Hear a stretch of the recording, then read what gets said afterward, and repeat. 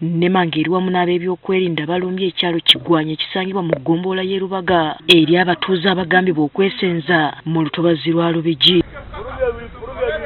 Eno basanze obuyumba obusinga bwazimbibwa mu mbaawo era olutuuse ne balagira bannannyini bwo okubufuluma.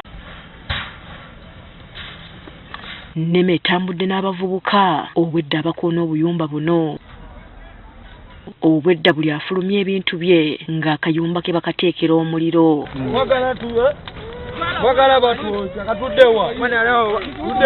Abamu obwedda tebalinda kubatuukako ne babambululako amabaati gaabwe.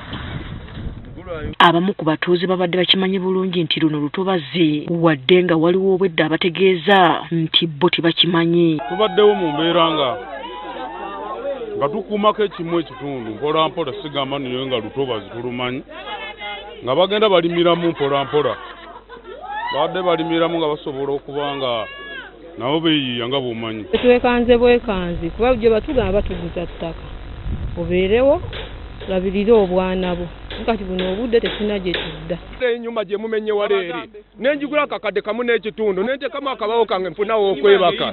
Ennyumba yange bagimenye leero banange naasulawa. Bano obuzibu babutadde ku bantu ababaguza poloti zino ate nga lutobazi. Nagenda ku kyeyo emyaka 2 n'emyezi 4 nenkwata ssente zange n'ezimuwa. Abaana baabo babasulira mu nnyumba mbateekewa. Abantu bali abatunze ekitogo kimalawo ne bw'oli waaba ku poliisi oba ku erosi nga kapode ne kosima be batuse ku poliisi oba ku erosi toyina kyojjayo. Olw'obukambwe balumbye amaka g'abamu agagambibwa okubaguza ne batandika okukola olutalo era abamu balabiddwako nga badduka. Aziriza ssente zange noonya wengula awakalu.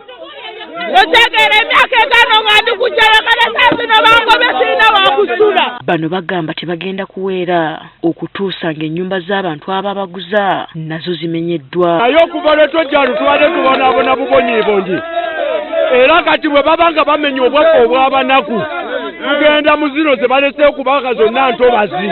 We tuviiridde e Busega ng'ekikwekweto kino kikyagenda mu maaso.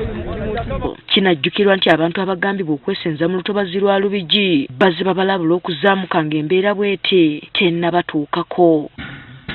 Asfa Nanvuma, Agafeeyo ku Spark TV.